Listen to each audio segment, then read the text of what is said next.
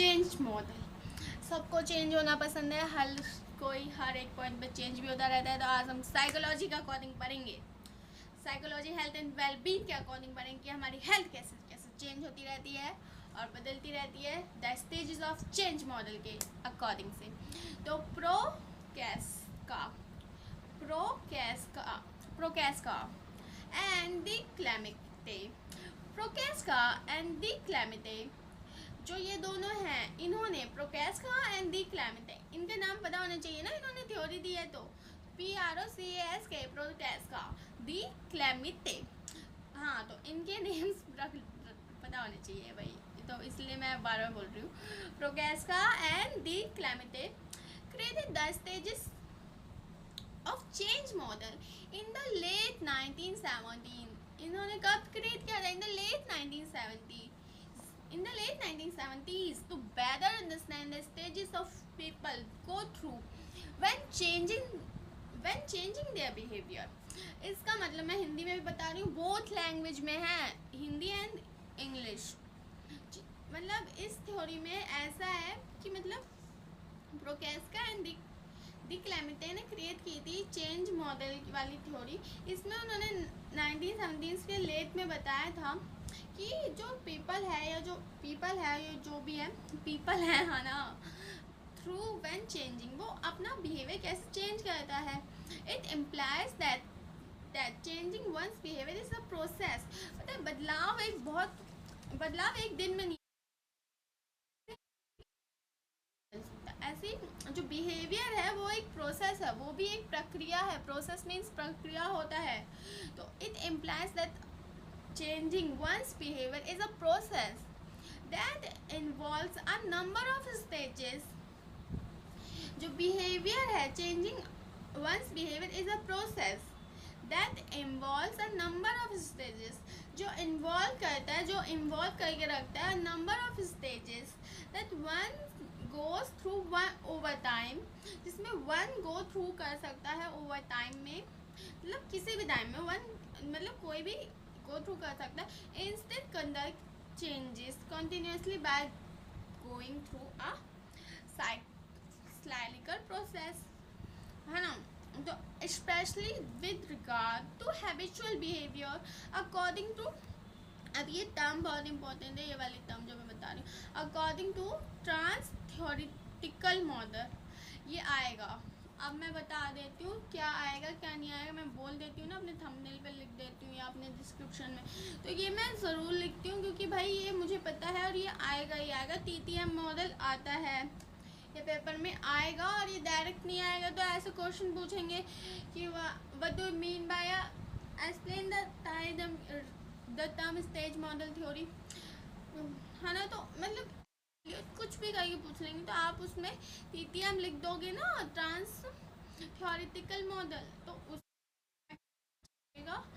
TTM model में 6 stages होते हैं बेसिकली। अभी मैंने देखा भी नहीं था, 6 स्टेजेस होते हैं, बता रही थी, जिससे पीपल गो थ्रू होता है। तो मेरे साथ बोलिएगा, इन स्टेजेस को मैं दूसरे कलर से हाईलाइट कर देती हूँ क्योंकि इम्पोर्टेंट है ना, तो अलग से हाईलाइट रहेगा। प्री कॉन्टेम्पलेशन बोलो, प्री कॉन्टेम्पलेशन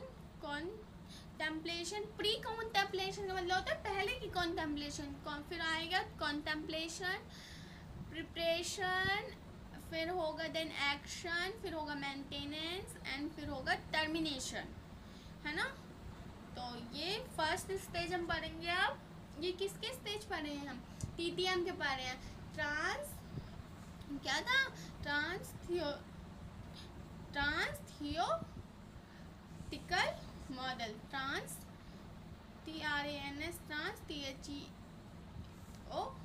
ट्रांसथियोटिकल मॉडल।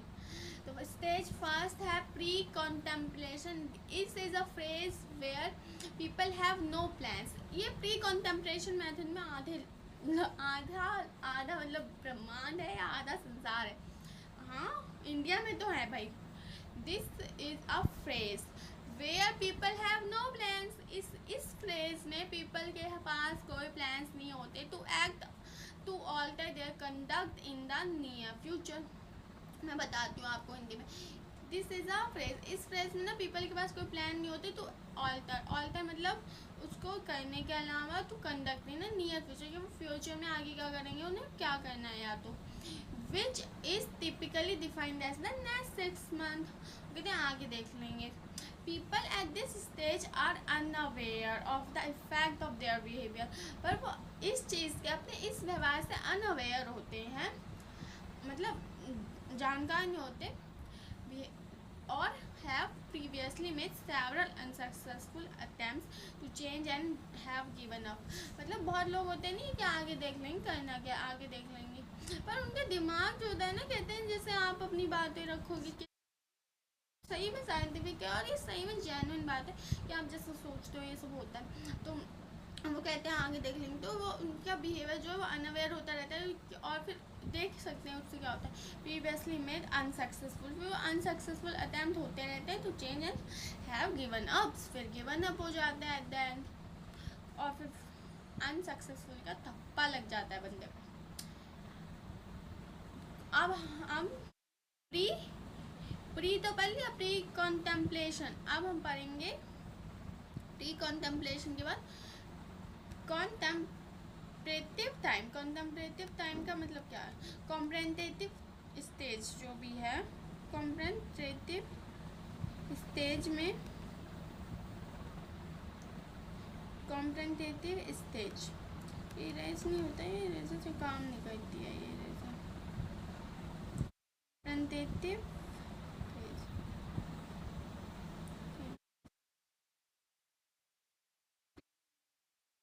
स्टेज का ना मैंने तो लाया था इरेजर प्लस माइनस होगी, कोई बात नहीं, इरेजर का इशू हो गया ना, इरेजर का कलर ही दिमाग खराब हो गया, कोई बात नहीं। कॉन्टेम्पलेटिव स्टेज में people who have plan to change within the next 6 month. अब ये तो हो गई, होते हैं ना कि अब हम अगले 6 महीने अपनी ज़िंदगी में बदलाव लाएंगे। People who have plan to change within the next 6 month where stage they are no more aware. अब कॉन्टेम्परेटिव स्टेज में वो अवेयर तो है कम से कम भाई, ये स्टेज में कॉन्टेम्पलेशन में भाई बंदा अवेयर है, भाई ह्यूमन जो है वो अवेयर है। कॉन्टेम्पलेशन स्टेज में वो अवेयर है, और नेक्स्ट 6 मंथ में और कॉन्टेम्परेटिव स्टेज में दे वर मोर अवेयर है, वो उनके पास ड्रॉबैक्स हैं to change a result having learned about its benefit.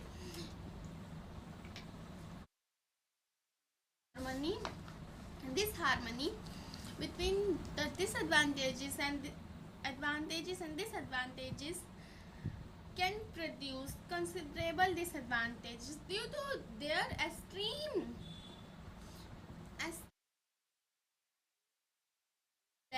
people might get trapped in this stage for any intended period of time। इसका मतलब ये है, मैं बताती हूँ। हो ये बैग हो गया, क्या जाएगा कहाँ, मैं आर लगा देती हूँ। हाँ तो आ गया। इसमें बेसिकली ये है पीपल हु प्लान देयर, मतलब जिस लाइक कॉम्प्लेट उनका प्लान होता है कि वो आगे 6 मंथ करने वाला है। प्री में तो कुछ भी प्लान नहीं था, सब कुछ अनसक्सेसफुल हो रहा था, पर इसमें प्लान होता है और वो मोर अवेयर होते हैं, उनके ड्रॉबैक्स भी होते हैं, और इसमें हारमनी माने दिमाग की शांति भी रहती है, एडवांटेजेस भी होते हैं इसके कुछ, और डिसएडवांटेजेस भी कुछ होते हैं। क्योंकि इसमें डिसएडवांटेज ये हो क्योंकि एक्सट्रीम एविलेंस है, पीपल माइट गेट ट्रैप, और इसमें ट्रैप भी हो जाता है, और extended period of time. Okay, मुझे करना है तो करना है, ये चीज़ हो जाती है तो ये तो स्ट्रेस भी तो देती है। अब प्रिपरेशन स्टेज, ये बहुत इंपॉर्टेंट स्टेज है, प्रिपरेशन स्टेज। अब भाई हमने डिसाइड कर लिया कॉन्टेम्परेशन में, कॉन्टेम्परेटिव में हमने डिसाइड कर लिया कॉम्परेटिव स्टेज में। अब हम प्रिपरेशन स्टेज में this process of becoming ready, the process of becoming ready is what is meant। तो इसमें क्या है, the process of becoming ready is what is meant when someone plans to write away generally within the next month। Typically these individuals may have tremendous progress in the previous year।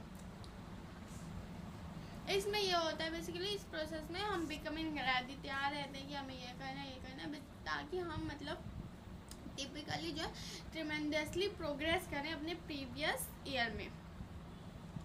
Action stage में क्या होता है? Action stage में हमें जो भी हमारे plans होते हैं, जो भी हमारी थिंकिंग होती है, जो भी हमारा गोल होता है, उसको लेके एक्शन लेना होता है।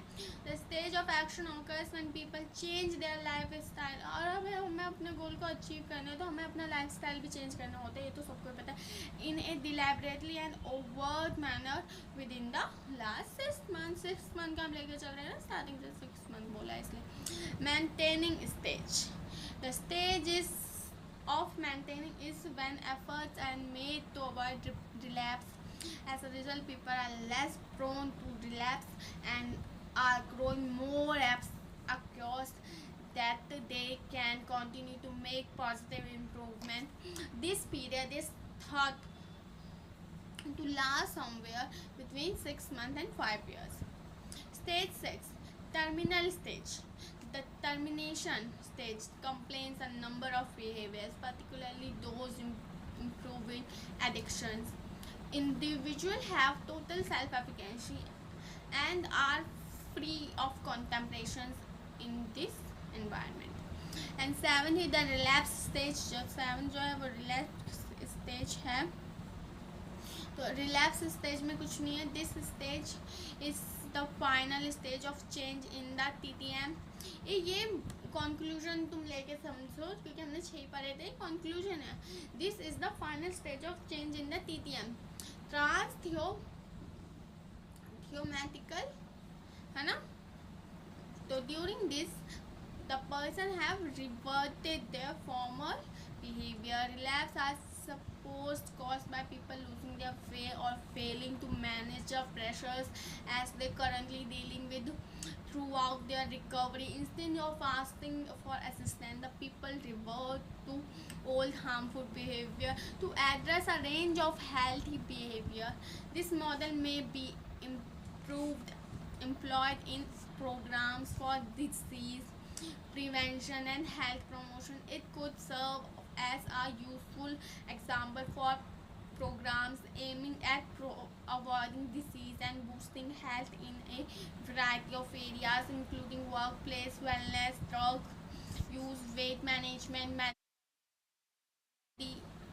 meditation, addiction, and physical activity, among others.